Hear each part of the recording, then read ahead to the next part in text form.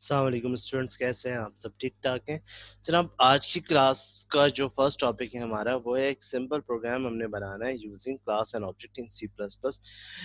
Second topic में पढ़ेंगे एक ऑब्जेक्ट्स को, यानी क्लास ऑब्जेक्ट को हमने फंक्शन के अंदर पास करना है एज आर्गुमेंट्स, वो किस तरह से करना है। और तीसरा है static data member in C plus plus.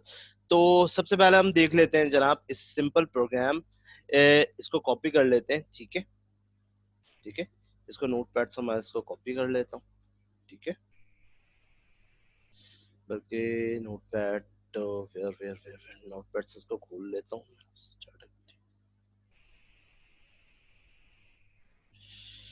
ठीक है, ठीक है, ठीक है, ठीक है, जीटा मेंबर्स को खोल लेता हूँ। ठीक है, ठीक है, मैं इसको कॉपी कर लेता हूँ। सिंपल, ये फर्स्ट टॉपिक है हमारा प्रैक्टिकल 11 से, simple program using the class and object in C plus. तो मैं डायरेक्ट डिव के ऊपर आ जाता हूँ। देखिए, इस क्लास का मोटिव क्या है, इस क्लास में हमने करना क्या है कि हमने क्या करना है, एक सिंपल क्लास बनाना है ना। एक सिंपल क्लास के अंदर हमने तीन वेरिएबल्स लेने हैं टीचर के अंदर। इन टीचर के अंदर तीन वेरिएबल्स लेने हैं। इसमें वेरिएबल ए और वेरिएबल बी को आपस में प्लस करवाएंगे हम यूजर से, यानी एक फंक्शन बनाएंगे। तीन तो वेरिएबल नॉर्मल कॉमन ले लिया ना हमने, उसके अंदर तीन डिफरेंट फंक्शंस बनाएंगे, दो फंक्शंस बनाएंगे जिसमें यूजर से दो वैल्यू को इंटर करवाएंगे और उसको, उसके वैल्यू को इंटर करवाने के बाद उसको प्लस करवाने के लिए हमें, प्रिंट करवाने के लिए हमने प्रिंट का फंक्शन बनाएंगे। तो दो डिफरेंट फंक्शन बनाएंगे सिंपली। एक गेट डेटा का फंक्शन बनाएंगे जिससे हमने डेटा लेना है यूजर से, और उसके बाद उसको डेटा को प्रिंट करवाने के पोर्ट डेटा का फंक्शन बनाना बहुत ही इजी है। और इसको मेंबर फंक्शन के, मैंने आउटसाइड मेंबर फंक्शन से मैं इस प्रोग्राम को बनाऊंगा। कैसे बनाऊंगा, सिंपल है। ये हमारा प्रैक्टिकल नंबर 11 का है और सी प्लस प्लस का फर्स्ट लैब, आज की क्लास जो है हमारी वो फर्स्ट लैब है। ठीक है, तो कैसे स्टार्ट करेंगे, वेरी सिंपल, इंक्लूड। ठीक है, इंक्लूड के बाद stdio.h, सॉरी, आईओ स्ट्रीम। ठीक है, कॉपी करते हैं उसको। ठीक है, on io.h। ठीक है, यूजिंग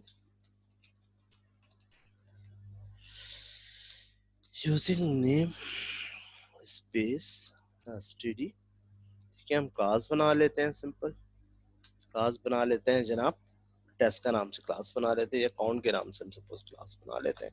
काउंट के नाम से क्लास है हमारा। ठीक है, क्लास के अंदर हमने तीन नॉर्मल वेरिएबल ए बी और ठीक है, यानी ए बी से हमने वैल्यू टोटल करवाना है। ठीक है, और ये हमने पब्लिक के अंदर दो फंक्शन बना लिया। ठीक है, फर्स्ट फंक्शन बना लिया हमने white gate data, simple white. ठीक है, दूसरा फंक्शन हमने वैल्यू प्रिंट करवाने के लिए पुट डेटा। ठीक है, वाइट। ठीक है, क्लास हमारी क्लोज हो गई। ठीक है, क्लास से बाहर आते हैं, हम सेव किया इसको हमने। ठीक है, क्लियर, एनी प्रॉब्लम। अब हमने क्या करना है, अब हमने सबसे पहले यूजर से इन दोनों में वैल्यू इंटर करवाना है। तो यूजर से वैल्यू इंटर करवाने के लिए मैं क्या करूंगा, मैं, क्योंकि फंक्शन के बाहर से यूज, क्लास के बाहर से फंक्शन यूज कर रहे हैं, तो मेंबर फंक्शन में आउटसाइड मेंबर फंक्शन यूज कर रहा हूँ। तो इसके लिए सबसे पहले इसका रन टाइम वाइट, क्लास का नाम क्या है मेरा, काउंट। ठीक है, काउंट गिव रेजोल्यूशंस। ठीक है, कौन सा फंक्शन यूज करना है, मैंने कहा भाई गेट डेटा यूज करना है। ठीक है, गेट डेटा में मैंने बीच में लिख देना वाइट। ठीक है, एंटर के बाद उसके बाद हमने सबसे पहले सी आउट में लेना है। सी आउट में मैंने मैसेज दे दिया, enter the value of A. ठीक है, इसको इनपुट ले लिया मैंने, मुझे यूजर से इनपुट करवाना है ए। ठीक है, उसके बाद मैंने इसको कॉपी कर लिया यहाँ से मैंने इसको पेस्ट कर दिया। ठीक है, और यहाँ पे मैंने बी कर दिया। ठीक है, एनी प्रॉब्लम, ये मैंने यूजर से वैल्यू इनपुट करवा दी इस फंक्शन के अंदर। ठीक है, एनी प्रॉब्लम। उसके बाद अब मैंने इस जो वैल्यू ली है उसको प्लस करवा के उसको प्रिंट करवाना है, तो उसके लिए दोबारा से मैं पुट का फंक्शन वाइट। ठीक है, क्लास हमारी कौन सी है, क्लास है काउंट, स्क्वेयर रेजोल्यूशन। ठीक है, अब हमारे कौन सा फंक्शन है भाई, हमारा है पुट डेटा। ठीक है, इसके अंदर दोबारा मैंने वाइट लिखा। ठीक है, ब्रैकेट ओपन। ठीक है, उसके बाद मैंने t is equal to A plus B, यानी जो भी यूजर ने दिया ए और ब्रेस में उसको मैंने प्लस करके t में डाल दिया, और इसको सिंपल मैंने सी आउट में प्रिंट करवा दिया। ठीक है, मैंने यहाँ लिख दिया सॉरी वैल्यू ऑफ, ठीक है, वैल्यू ऑफ ए एंड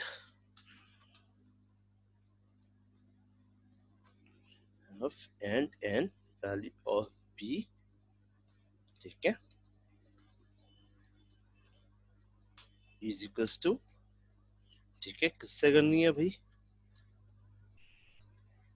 इसमें आ जाए, ठीक है, ये मैंने सिंपल इसको प्रिंट करवा दिया, क्लियर, दोनों फंक्शन के अंदर मैंने वैल्यू प्रिंट करवा दिया, एनी प्रॉब्लम, ठीक है, यानी फंक्शन गेट डेटा से मैंने यूजर से वैल्यू भी इनपुट करवा दिया और इसको प्लस करवा के जो वैल्यू मैंने यूजर से इनपुट इन दोनों को प्लस करके टी में इसको प्रिंट भी करवा दिया। अब मैं मेन फंक्शन में आ जाता हूँ, सिंपल, ठीक है, मेन फंक्शन में इंट मेन, ठीक है, इसके अंदर आके मैंने ऑब्जेक्ट बना लिया, मेरे क्लास कौन सी है, काउंट, काउंट के अंदर मैंने टी1 का ऑब्जेक्ट बना लिया, ठीक है, यानी टी1 का एक ऑब्जेक्ट बना दिया और ठीक है, टी1 का एक ऑब्जेक्ट बना लिया सिंपल, और उसके अंदर मैंने क्या किया, सॉरी दो ऑब्जेक्ट बना लेता हूँ मैं, टी1 कॉमा, बल्कि टी1 ही बना लेता हूँ ना, एक ही ऑब्जेक्ट है, एक ही ऑब्जेक्ट में दोनों को कॉल कर लेना, ठीक है, क्या डेटा को भी और यानी एक ऑब्जेक्ट बना लिया सिंपल, उसके अंदर मैंने क्या कर दिया, काउंट टी1 में टी1 डॉट, यहाँ पे मैंने गेट डेटा कर लिया, चलिए गेट डेटा को कॉल करते हैं, फिर टी1 में डॉट मैंने पुट डेटा को मैंने कॉल कर लिया, ठीक है, किधर है put data, any problem, check कर लेते हैं,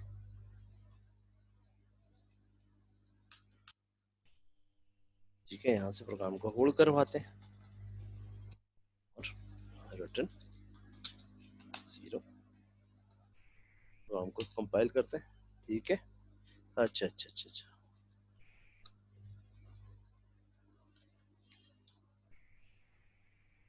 साइन इन,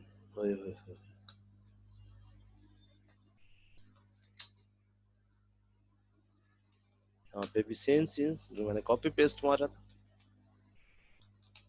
क्लियर, क्या प्रॉब्लम है जनाब, सी आउट में वैल्यू ऑफ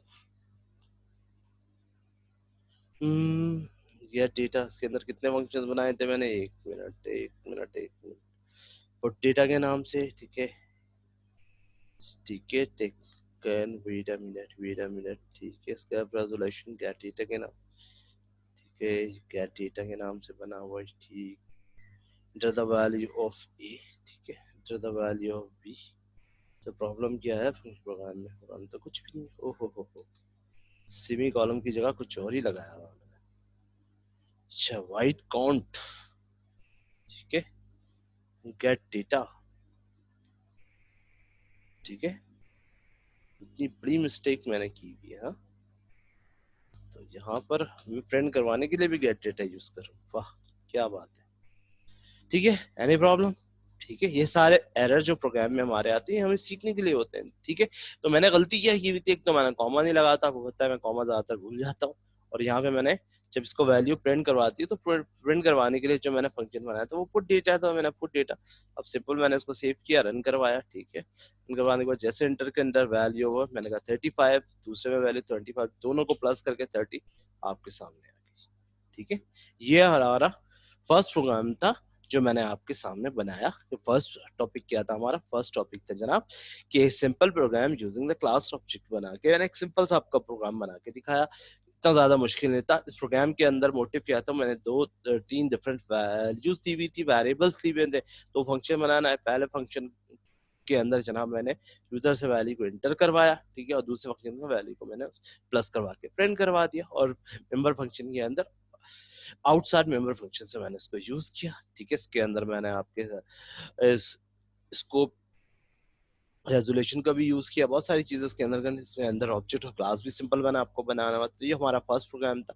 नेक्स्ट टॉपिक की तरफ बढ़ते हैं जनाब हमारा, उम्मीद करता हूँ आपको समझ में, नेक्स्ट टॉपिक क्या है हमारा, नेक्स्ट टॉपिक है जनाब passing function as an passing object as a function arguments, तो इसमें क्या है, इसमें थोड़ा-सा आप समझ लीजिए passing object as a function arguments. इसका मतलब क्या होता है? देखिए ऑब्जेक्ट तो हम क्लास के बाहर से डिफाइन करते हैं ना, ऑब्जेक्ट जस्ट लाइक क्लास का एक वेरिएबल होते हैं, रियल टाइप एंटिटी होती है जिसके अंदर हम आउटसाइड से क्लास के अंदर से वैल्यू को एक्सेस कर लेते हैं। लेकिन अब जो क्लास हम डिक्लेयर करते हैं, उसी क्लास के अंदर जो हम फंक्शन बनाएँगे, फंक्शन के अंदर हम उसका ऑब्जेक्ट एज़ अ आर्गुमेंट को पास करेंगे। अगर हम क्लास के बाहर फंक्शन के अंदर उसके आर्गुमेंट्स को पास करेंगे, तो आउटसाइड मेंबर फंक्शन में आज उसके अंदर के अंदर क्या होगा, पहले क्लास के अंदर आपको क्लास डिफाइन करेंगे, फिर क्लास के बाहर जब आप फंक्शन उसको आप डिफाइन करेंगे तो उसके अंदर फिर क्लास डिफाइन करने के बाद आपको ऑब्जेक्ट डिफाइन करना पड़ेगा। लेकिन अगर आप क्लास के अंदर ही फंक्शन बना रहे हैं और उसके अंदर ही आप क्लास के अंदर ही और फंक्शन के अंदर ही क्लास के अंदर ऑब्जेक्ट को डिक्लेयर करना चाहते हो, तो उसके अंदर डायरेक्ट क्लास का नाम देने के बाद ऑब्जेक्ट को डिफाइन कर सकते हैं।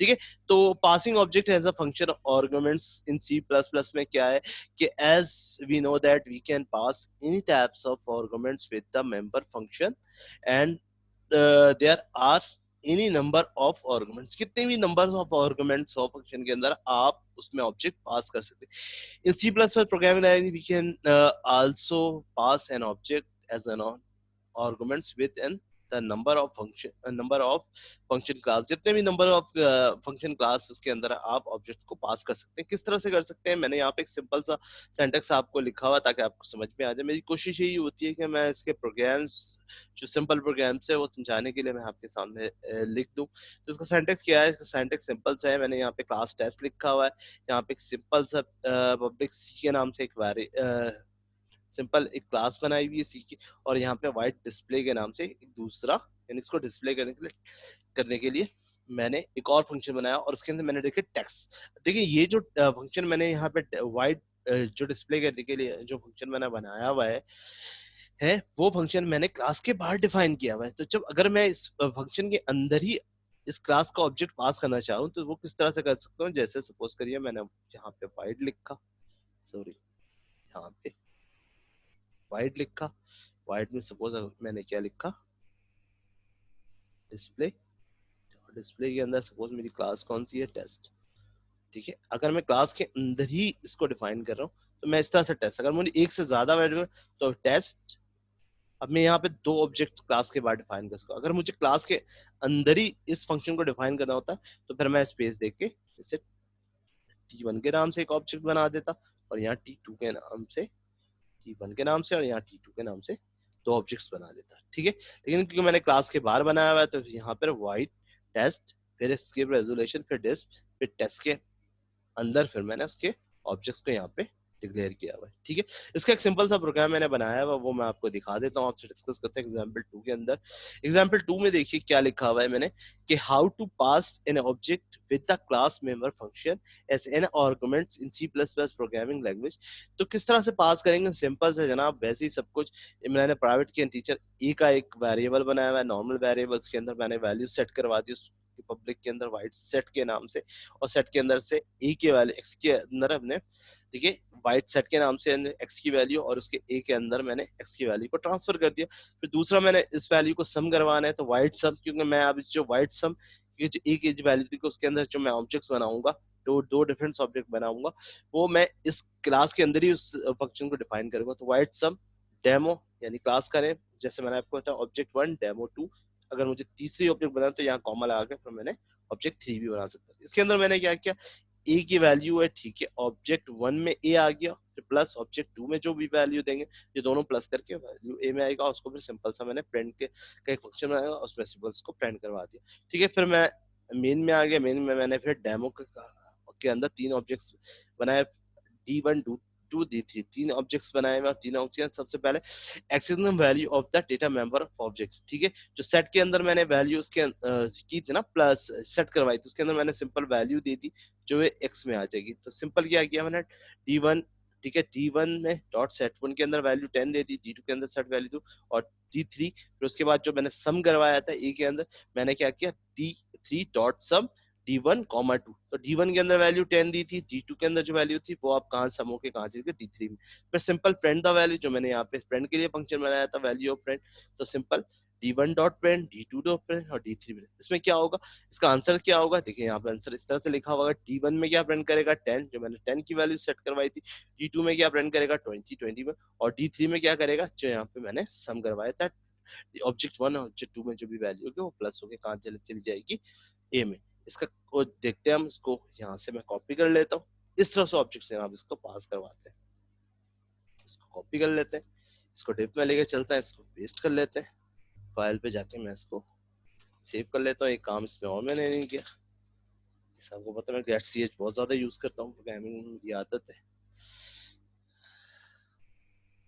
सेव प्रोग्राम रन करता हूँ मैं, ठीक है। जैसे ही मैंने रन को कंपाइल किया, यहाँ पे देखिए आपके सामने जो है हमसे वैल्यू मैंने सेट करवाई हुई थी, यहाँ पे आपके सामने वैल्यू आ गई। क्लियर है जना, ठीक है। तो मैंने सम के अंदर जो ऑब्जेक्ट्स बनाए हुए थे, दोनों ऑब्जेक्ट्स के अंदर मैंने उसको वैल्यू ऑब्जेक्ट 1 ऑब्जेक्ट 2 को प्लस करके ए में डाल दिया था, और ए के अंदर को मैंने ऊपर ही सेट के अंदर उसकी वैल्यू असाइन करवाई हुई थी। तो ये था जनाब, इस तरह से ऑब्जेक्ट को पास कर सकते हैं। इसकी एग्जांपल एक और मैंने सेट करवाई हुई है, एक और ऑब्जेक्ट से, इसको देख लीजिएगा। इस ऑब्जेक्ट पे मैंने क्या किया हुआ है, इसको मैंने आउटसाइड से फंक्शन किया, उसके अंदर टाइम को कैलकुलेट किया हुआ है, दो डिफरेंट टाइम्स और सम को किस तरह से करना है, तो इसको आप देख लीजिएगा, बहुत ईजी है, ठीक है। आगे बढ़ते हैं जनाब नेक्स्ट टॉपिक की तरफ। हमारा नेक्स्ट टॉपिक क्या है, ठीक है। नेक्स्ट टॉपिक है जनाब static data member in C plus. Static data member क्या होता है, थोड़ा सा यहाँ पे बता दूं। देखिए, एक नॉर्मल वेरिएबल होता है जो क्लास के अंदर हम लोग अभी तक तो हमने नॉर्मल वेरिएबल यूज किया ना, जैसे इंटीजर के अंदर मैं नंबर का वेरिएबल यूज करता हूँ, सिंपल नंबर का वेरिएबल। और सपोज करें एक क्लास के अंदर, यानी एक क्लास है ना, क्लास के अंदर टोटल के नाम से, ठीक है ना, टी के नाम से मैंने T1, T2 और T3 के नाम से 3 ऑब्जेक्ट्स बने हुए हैं। जरा समझिएगा यहाँ से। तो ये एक नॉर्मल वेरिएबल है। इस नॉर्मल वेरिएबल को जब हम T1, T2, T3 की वैल्यू में, इन तीनों की वैल्यू अलग अलग हो सकती है। जब ये इनकी वैल्यू जो नॉर्मल वेरिएबल मैंने लिखा, जब उसको वैल्यू को मैं जब इस ऑब्जेक्ट के ऊपर ट्रांसफर करता हूँ, तो जाहिर सी बात है इसकी अलग अलग कॉपी बनती है ना, यानी इस एक वेरिएबल की सेम कॉपी तो नहीं होती। सेम कॉपी का मतलब होता है इसके अंदर सेम वैल्यू तो नहीं होती। जब इन तीनों वेरिएबल के ऑब्जेक्ट के ऊपर ट्रांसफर किया जाता है तो वो अलग अलग ट्रांसफर होता है। जबकि यहाँ पे जो मैंने स्टैटिक इन कॉर्न रखा है, स्टैटिक इन कॉर्न का मतलब क्या होता है, ये स्टैटिक जो होता है ये कीवर्ड्स है, ठीक है ना। ये सी प्लस प्लस का कीवर्ड है। कीवर्ड के साथ जो मैंने इन कॉर्न लिखा, इसमें क्या होता है कि ये एक रिलेटेड क्लास का वेरिएबल होता है, यानी रिलेट पूरी क्लास से होता है। इसके अंदर क्या होता है, कॉमन वेरिएबल में तो ऑब्जेक्ट के अंदर अलग अलग वैल्यू, अलग अलग वेरिएबल की वैल्यू कॉपी होती है ना। जबकि स्टैटिक काउंट की वेरिएबल में क्या होता है इसकी जो होते हैं, इसके जो लोकेशन होता है, इसका जो एड्रेस होता है वो क्लास के बाहर स्टोर होता है। ये रिलेटेड पूरे क्लास से होता है। जबकि कॉमन वेरिएबल तो वो पूरी क्लास से रिलेटेड होता है, उसकी वैल्यू अलग अलग ऑब्जेक्ट पे अलग अलग वैल्यू कॉपी होती है। जबकि स्टैटिक इन कॉर्न के जो डेटा टाइप्स होता है, स्टैटिक डेटा टाइप जो मैंने यूज किया हुआ, इसकी जो वेरिएबल की जो वैल्यू होती है वो क्लास से बाहर अलग से स्टोर होती है। जबकि नॉर्मल वेरिएबल की जो वैल्यू होती है वो क्लास के अंदर ही स्टोर होती है, ठीक है ना। तो इसकी वैल्यू कॉमन नहीं होती है, ठीक है। नॉर्मल वेरिएबल की वैल्यू कॉमन नहीं होती, जबकि इसकी वैल्यू कॉमन होती है। अगर सपोज करें कि इसके अंदर जो भी मैंने कॉमन वैल्यू दी हुई है, ठीक है, तो वो क्या होगी, वो जितने भी ऑब्जेक्ट्स हैं वो तमाम ऑब्जेक्ट्स पे वो इसकी एक ही कॉपी बनती है, और वो तमाम ऑब्जेक्ट्स पे उसकी एक ही कॉपी शेयर करती है। ये स्टैटिक डेटा मेंबर हम क्यों बनाते हैं, स्टैटिक डेटा वेरिएबल हम क्यों बनाते हैं। स्टैटिक डेटा वेरिएबल ज्यादातर जैसे हमें काउंटर वगैरह होता है ना, क्लास के अंदर काउंटर्स वगैरह लगानी होती है, तो उसके लिए हम लोग यूज करते हैं। हम ये भी देखते हैं कि भाई क्लास के अंदर कितने ऑब्जेक्ट यूज किए हुए हैं, टोटल ऑब्जेक्ट्स पे अगर एक ही वेरिएबल को कॉपी करवानी हो तो उसके लिए हम लोग स्टैटिक डेटा मेंबर यूज करते हैं। जैसे मैंने भी बताया, कॉमन वेरिएबल जितने भी होंगे उसकी वैल्यू हर ऑब्जेक्ट्स पे अलग अलग कॉपी हो जाती है। जबकि स्टैटिक डेटा मेंबर में इसकी वैल्यू अलग होती है। और इसकी बाय डिफॉल्ट जो होती है, अगर मैंने एक स्टैटिक डेटा वेरिएबल डिफाइन कर रखा है, तो उसके अंदर क्या होगा कि इसकी जो इनिशियल वैल्यू जो होती है वो जीरो होती है। तो वो जीरो ही वैल्यू जितनी भी ऑब्जेक्ट पे होती है वो तीनों पे कॉमन इफेक्ट पड़ती है, इफेक्ट करती है। ठीक है, इसके बाद इस यहाँ पे देखें, जैसे मैंने यहाँ पे सिंपल स्टैटिक डेटा मेंबर, इसकी डेफिनेशन में देखते हैं। Static data member are class data are the declare using the static keyword. Static keyword है, ठीक है। There is only one copy of the static data member in the class. ये सिर्फ एक कॉपी करती है, इसकी एक ही कॉपी बनती है, और ये अलग से डेटा टाइप ये क्लास से अलग से स्टोर होती है, और अलग से स्टोर होकर ये जितने भी ऑब्जेक्ट होते हैं उसके साथ ये एक ही उसकी कॉपी जो होती है वो शेयर हो रही होती है। ये रिलेटेड डेटा टाइप होता है, इसको आप एक डेटा टाइप का वेरिएबल भी कह सकते हैं। ठीक है, इसके बाद जब इसको डिफाइन करते हैं हम, जब इसको इसकी जो इनिशियल वैल्यू होती है वो 0 होती है। जब इसको हम डिफाइन करते हैं किसी जैसे क्लास के बाहर, जब हम इसको डिफाइन करते हैं तो क्लास से बाहर डिफाइन करेंगे, एक दफा इसको इनिशियलाइज जरूर करते हैं, यानी एक दफा क्लास से इसको डिफाइन करते हैं। जैसे मैंने यहाँ पे देखें, यहाँ पे स्टैटिक वेरिएबल डिफाइन कर रखा है क्लास के बाहर में, इन पीसीए एस्केप रेजोल्यूशन और काउंट को मैंने यहाँ पे डिफाइन कर दिया। ज्यादातर क्यों यूज होता है, ये ज्यादातर यूज होता है क्लास के अंदर जो काउंटर्स वगैरह हम लोग लगाते हैं ना, काउंट्स वगैरह के फंक्शंस वगैरह लगाने होते हैं, तो इसलिए हम लोग यूज करते हैं। ठीक है, तो इसकी सिंपल के लिए मैंने एक आपके लिए प्रोग्राम बना रखा है, वो मैं आपसे शेयर कर लेता हूँ। ठीक है, सिंपल का इसका है एग्जाम्पल थेरिक में static data member in C plus plus. इसके अंदर सिंपल क्या होगा, मैंने सिंपल एक टेस्ट का क्लास बनाऊंगा, इसका एक नॉर्मल वेरिएबल है स्टैटिक इन काउंट का। इसके अंदर फर्स्ट जो वैल्यू है, इसके अंदर फर्स्ट जो मैंने फंक्शन बनाया पब्लिक के अंदर गेट वैल्यू, इसके अंदर मैंने वैल्यू स्टोर करवानी है। ठीक है, और दूसरा जो है मैंने डिस्काउंट के नाम से बनाया, यानी कि इसको काउंटर मैंने चलाना है। तो उसके सिंपल दो फंक्शन बनाया हुआ है, पहला मैंने वैल्यू गेट करना है यानी लिटरली लेना है, और दूसरा इसके अंदर वैल्यू को काउंट करवाना है। इसकी जो भी डिस्प्ले है आएगी इसकी वैल्यू, ठीक है, स्टैटिक इंट की जो भी वैल्यू आएगी उसको मैंने यहाँ पे इसको प्रिंट करवाना। सिंपल मैंने क्या कर दिया, मैंने इसके बाहर आया वाइट टेस्ट के get value integer x, x के अंदर जो मैंने एक्स के अंदर इंटीजर एक्स का पैरामीटर सेट करवाया, नंबर के अंदर एक्स को मैंने ट्रांसफर करता, उसके अंदर जो भी वैल्यू आएगी इसके अंदर जो भी वैल्यू उसके अंदर इंटर होती जाएगी वो काउंटर से प्लस प्लस होता जाएगा।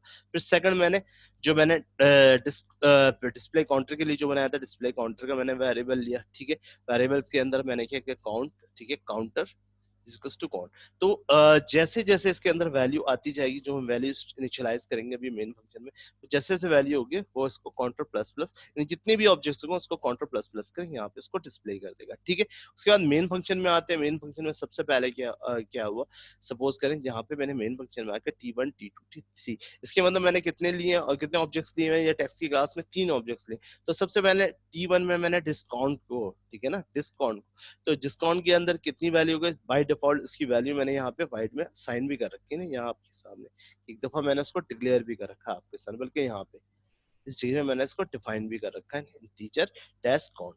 तो अब ये बाय डिफॉल्ट जितनी दफा भी बाय डिफॉल्ट इसकी वैल्यू क्या है यहाँ पे 0, तो यहाँ पे जितनी दफा भी होगा तो यहाँ पर क्या करेगा 0 0 0 इसको सिंपल प्रिंट कर देंगे, क्योंकि काउंटर की जो बाय डिफॉल्ट वैल्यू होती है, इनिशियल वैल्यू होती है वो तो 0, अगर मैं सेट करवाना चाहूँ तो यहाँ पे वैल्यू उसको सेट भी करवा सकता हूँ। ठीक है, उसके बाद फिर गेट वैल्यू मैंने क्या दे दिया, गेट वैल्यू में 3 वैल्यू दिया ना। T1 में मैंने जो गेट वैल्यू के अंदर उसके नंबर को ट्रांसफर करवाया था, यानी कि एक नंबर मुझे लेना था, तो यहाँ पे मैंने गेट वैल्यू के अंदर यहाँ पे काउंटर लगाया ना। तो फर्स्ट जब इसके अंदर मैंने वैल्यू 100 सेट किया, 200 किया था, तो ये सेकंड टाइम क्या करेगा, फर्स्ट टाइम तो इसकी वैल्यू काउंटर में 0 0 0 सेट, तो फर्स्ट टाइम इसकी जब वैल्यू 0 होगी तो यहाँ पे जैसी वैल्यू उसने 0 यहाँ पे प्रिंट किया तो हमारा काउंटर चला, तो यहाँ पे इसने 1 प्रिंट कर दिया। जैसे ही सेकंड काउंटर चला तो यहाँ पे इसने 2 प्रिंट कर दिया, और जैसे ही इसने थर्ड काउंटर चला तो यहाँ पे 3, यहाँ पे इसने 3 प्रिंट कर देना है। ठीक है, तो यहाँ पे कितनी दफा मैंने यहाँ पे वैल्यू दी इसके इनिशियलाइज की, 3 दफा, और तीनों दफा मैंने यहाँ पे इसको काउंटर को सेट किया। तो इसका मतलब क्या होगा कि 1 2 3 होगा। अब यहाँ पे जाहिर सी बात है, जैसे मैंने आपको बताया कि 3 होगा ना, तो इसकी जो भी वैल्यू 3 स्टोर होगी वो तीनों कॉमन पे इसके ट्रांसफर हो जाएगी, यानी कि तीनों ऑब्जेक्ट्स के ऊपर ट्रांसफर होगी। तो इसका फर्स्ट क्या होगा, इसकी जो इनिशियल जो वैल्यू होगी वो 0 0, यानी इसका जो फर्स्ट आंसर होगा वो 0। ठीक है, इसका भी क्या होगा, सॉरी, इसके भी 0 होगा, 0 0, इसका भी क्या होगा 0 0, और इसका जो फर्स्ट होगा इसकी जो वैल्यू होगी वो नॉर्मल 100, इसकी जो मैंने डिफाइन की है ये 200 वैल्यू होगी, और इसकी जो वैल्यू होगी, सॉरी, इसकी जो वैल्यू होगी वो 300 होगी। जबकि यहाँ डिस्काउंट में क्या होगा कि फर्स्ट टाइम जो वैल्यू यहाँ पे स्टोरी, तो यहाँ पर क्या होगा, ये इसको 1 करेगा, फिर जब सेकंड टाइम जो ऊपर जाके ये प्रिंट होगा 200 तो 2 होगा, जब थर्ड टाइम इसको करेगा काउंटर चलेगा तो वहां पे 3, यहाँ पर आ जाएगी ये 3। जब ये 3 एक दफा आ गई तो वो तीनों ऑब्जेक्ट्स के ऊपर वो 3 ट्रांसफर हो जाएगा। क्योंकि गेट डेटा मेंबर्स में होता क्या है कि स्टैटिक डेटा मेंबर्स में क्या होता है, जो भी उसकी एक वैल्यू होती है वो पूरे क्लास के लिए सेम होती है। इसकी तो वैल्यू होती है ना, जैसे इंटीजर की जो मैंने नॉर्मल वेरिएबल दिया था, इसकी तो मैंने अलग अलग वैल्यू दिया, वो अलग अलग ऑब्जेक्ट्स के ऊपर कॉपी।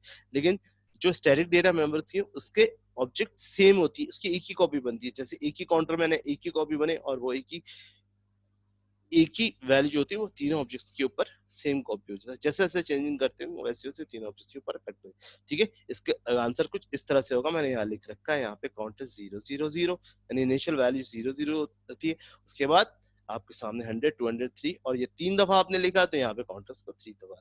तो सिंपल इस प्रोग्राम को लेके चलते हैं और यहाँ पे उसकी वैल्यू में मैं आपको चेंज करके दिखाता हूँ। ठीक है, ताकि आपको मजीद ज्यादा क्लियर होगा। कॉपी करें, ठीक है, डिफ के अंदर लेके चाहे इसको पेस्ट करें, सेव करें। ठीक है, सिंपल कंपाइल करें इस प्रोग्राम को। प्रॉब्लम क्या है जनाब, लास्ट वाला प्रोग्राम खुला हुआ है, इसको बंद करते हैं, दोबारा कंपाइल करें इसको, आप इसको रन करें। यहाँ पर देखें आपकी वैल्यू इनिशियल वैल्यू क्या आ गई 00, यानी फर्स्ट टाइम इसका जो काउंटर चला यानी ये वाला। ठीक है, तो इसने क्या किया 00, इसकी इनिशियल वैल्यू इसने 000 बढ़ गया। सेकंड में जब गेट वैल्यू के अंदर वैल्यू आपने दी, ठीक है, T1 के अंदर आपने 100 दी, टू के अंदर तो आपने 200 डिफाइन किया, T3 के अंदर 300 दिखाया। तो जैसे जैसे ये वैल्यू 1 2 जितनी दफा उसके ऑब्जेक्ट हुआ उसने उसको काउंट किया, काउंट करने को उसको कॉपी किया, कॉपी करके उसने तीनों के ऑब्जेक्ट्स पे उसको पेस्ट कर दिया, यानी सेम ही एक ही कॉपी जो उसकी बनती है वो तीनों वैल्यू पे ट्रांसफर हो गए। यहाँ पे 3 अगर अब सपोज करें इसकी वैल्यू अगर यहाँ पर मैंने दिया हुआ था 0 और यही यहाँ पे अगर मैंने इसकी वैल्यू सेट करवा दी सपोज की ये 10, तो अब क्या होगा जरा आंसर ये देखें। ठीक है, एक इसका आंसर बंद कर लेते हैं। ठीक है, अब जरा ट्रांसफर करवाएं और अब रन करवाएं जरा। अब देखें, अब इसकी इनिशियल वैल्यू क्या हो गई 10, 10 से स्टार्ट हो गई। तो अब जब इसने 10 किया तो 10 के बाद 11 12 30, तो अब इसकी इनिशियल वैल्यू जो आपने सेट करी थी वो 10 होगी और यहाँ पे 30। और अब सपोज यहाँ पर अगर आप 5 सेट करवा दें तो ऊपर से इनिशियल वैल्यू सबकी एक ही स्टोर हो रही है, तो वो सबकी कॉमन होगी 5। लेकिन जब वो 30 में होगा तो 888 थर्ड पे होगी। देखिए का जब काउंटर चलेगा, काउंटर कहाँ से चलेगा, काउंटर यहाँ पे मैंने सेट करवाया हुआ ऊपर। ठीक है, यहाँ देखिए, ये देखिए आ गया आपके सामने 5 5 5 5 5।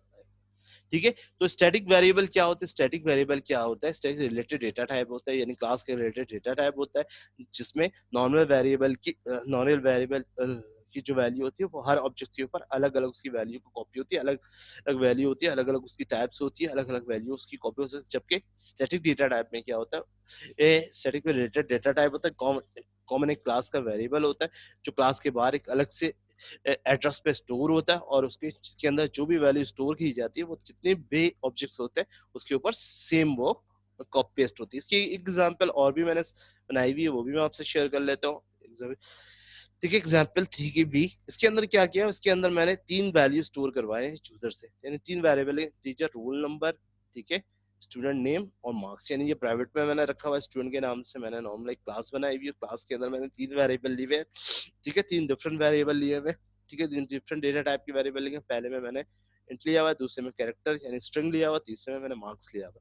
तो उसके अंदर मैंने क्या किया, स्टूडेंट से यानी फर्स्ट फंक्शन से मैंने क्या किया, ऑब्जेक्ट काउंट से, ऑब्जेक्ट काउंट के अंदर ये इसको काउंट करेगा ना कि कितनी दफा वैल्यू ने यहाँ पे मैंने स्टोर करवाई है, स्टूडेंट की इन्फॉर्मेशन स्टोर करी। तो उसके लिए काउंट के लिए मैंने क्या, public static int object count, यानी कितनी दफा ये ऑब्जेक्ट यूज करें उसको काउंट करना है। स्टूडेंट यानी स्टूडेंट का क्लास यूज करें और ऑब्जेक्ट काउंट प्लस प्लस लगाते हैं कि भाई जितनी दफा भी ये होगा, ठीक है, स्टैटिक इन काउंट के नाम से एक फंक्शन बना के रख दिया कि जितनी दफा भी मैं इसकी इन्फॉर्मेशन यूजर से स्टोर करवाऊंगा उसकी वैल्यू को ये काउंट करेगा। ठीक है, फिर वाइट मैंने गेट डेटा, स्टूडेंट से गेट डेटा मैंने ले लिया। तो फर्स्ट में इंटर रोल नंबर उसको मैंने कर लिया, इंटर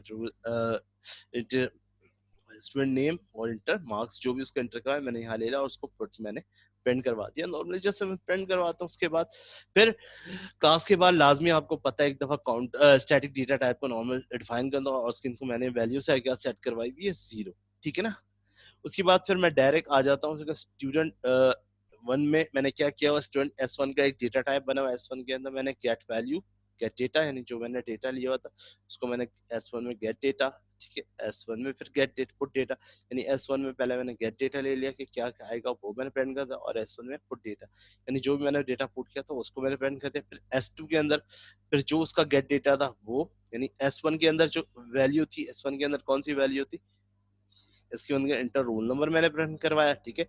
S2 के अंदर भी मैंने स्टूडेंट नेम, और S3 के अंदर भी स्टूडेंट नेम, इस तरह से मैंने उसको पुट करवाते हुआ चला गया, ठीक है। उसके बाद मैंने तीनों को, यानी फर्स्ट दोबारा बता देता हूँ, S1 के अंदर भी बना S1 गेट डेटा, या डेटा के अंदर जनाब तीनों इन्फॉर्मेशन है वो उसको प्रिंट कर ले लेगा, फिर उसको मैंने उसको पुट डेटा, यानी उसके तीनों वैल्यू जो यूजर से मैंने स्टोर किए, name sir, roll number, name और उसके मार्क्स, यहाँ पे मैंने उसको डेटा S1 में डाल दिया और उसको यहाँ पे मैंने पुट करवा दिया। इसी तरह S2 के अंदर दूसरी दफा मैंने उस ऑब्जेक्ट के अंदर फिर दूसरी दफा डेटा को स्टोर करवाया, ठीक है, और उसको प्रिंट करवा दिया। इसका तीसरी दफा यूजर से डेटा जो मैंने इनपुट करवाया था उसको मैंने स्टोर करवाया, उसको प्रिंट करवा दिया, और फिर लास्ट में मैंने क्या लिया, सी आउट में मैंने क्या लिखा, सी आउट में टोटल ऑब्जेक्ट क्रिएट, टोटल कितने ऑब्जेक्ट किए मैंने, 3 ऑब्जेक्ट, स्टूडेंट, स्केप रेजोल्यूशन और ऑब्जेक्ट काउंट, जो मैंने ऊपर काउंटर लगाया था ऑब्जेक्ट काउंट में, जितनी दफा भी उसको काउंट करके प्रिंट करो, तो इसका आंसर कुछ इस तरह से होगा। यहाँ पे मैं आपको कॉपी करता हूँ, बड़ा इंटरेस्टिंग सा प्रोग्राम है, मैं इसको कॉपी करता हूँ। कॉपी करने के बाद सिंपल मैं इसको, सॉरी, यहाँ पे लाके पेस्ट करता हूँ, सेव करता हूँ, कंपाइल करता हूँ, यहाँ से लेकर run. First inter roll number, first मैंने किया 1, इंटर नेम मैंने कहा साजिद, कितने नंबर मैंने कहा 5, इंटर, ये फर्स्ट ऑब्जेक्ट स्टोर हो गया, इसका मतलब काउंटर जो चला वो उसने फर्स्ट उसमें प्रिंट कर दिया। सेकंड पे मैंने कर दिया, सेकंड में मैंने कर दिया आसिम, आसिम का क्या मैंने कहा 85, inter second store. Third, third पे मैंने कर दिया फैसल, फैसल का मैंने कहा 75। जैसे ही इंटर किया, कितने ऑब्जेक्ट्स मैंने स्टोर किए, 3, जैसे ही मैं इंटर करूंगा यहाँ पर मैंने कहा टोटल ऑब्जेक्ट्स क्रिएट 3, ठीक है, क्लियर है, एनी प्रॉब्लम, यहाँ पर आपके सामने यहाँ पे आ रहा है जो मैंने लास्ट लगाया हुआ था, क्लियर है जनाब, एनी प्रॉब्लम, मुश्किल है, ठीक है, उम्मीद करता हूँ आपको समझ में आएगी अच्छी क्लास। एक क्लास का रिवीजन ले लेते हैं दोबारा से, ठीक है, ये हमारी क्लास, ठीक है, थर्ड क्लास थी हमारी ऑब्जेक्ट ओरिएंटेड की, इसकी क्लास की एक दफा हम रिवीजन ले लेते हैं, ठीक है। फर्स्ट टॉपिक में simple program using class and object, इस प्रोग्राम के अंदर मैंने क्या किया था, एक सिंपल प्रोग्राम बनाया हुआ था जिसके अंदर मैंने क्लास यूज किया, उसके ऑब्जेक्ट यूज किया, इसके अंदर क्या मोटिव प्रोग्राम किया था कि 3 डिफरेंट वेरिएबल जिसके अंदर 2 वैल्यू मैंने यूजर से स्टोर कर, उसको प्लस करके उसको फर्स्ट फंक्शन मैंने बनाया उसको कि मैंने यूजर से वैल्यू उसको स्टोर करवाना था, और स्टोर करवाने के उसके लिए को प्रिंट करवाना था, उसके लिए दूसरा फंक्शन बनाया मैंने। दूसरा ना कि एक फंक्शन के अंदर ऑब्जेक्ट को किस तरह से पास करते हैं, कहा करते हैं कि पासिंग ऑब्जेक्ट फंक्शन आर्गुमेंट किस तरह से पास करते हैं उसको मैंने बताया। फिर स्टैटिक डेटा मेंबर्स, आपको बड़ा स्टैटिक डेटा मेंबर क्या होता है मैं दोबारा बताऊंगा। स्टैटिक डेटा मेंबर क्या होते हैं, क्लास से क्लास का रिलेटेड डेटा टाइप्स होता है, जो कि क्लास को इसको वेरिएबल भी कह सकते हैं, जो क्लास के बाहर अलग से स्टोर होता है, ठीक है, और क्लास के जितने भी ऑब्जेक्ट्स हो उसके लिए कॉमन एक, उसकी जो कॉमन वैल्यू होती है जो उसके डेटा टाइप में स्टोर होती है, वो कॉमन जितने भी ऑब्जेक्ट होते हैं कॉमन उसके ऊपर कॉपी हो जाती है, यानी कॉपी बनती है उसके तीनों ऑब्जेक्ट्स पे अलग अलग कॉपी हो जाती है। उम्मीद करता हूँ आज की क्लास आपको समझ में आएगी। इस क्लास लेट कोई भी क्वेश्चन अगर आपके जहन में हो तो जरूर पूछिएगा। अपना बहुत ज्यादा ख्याल रखिएगा।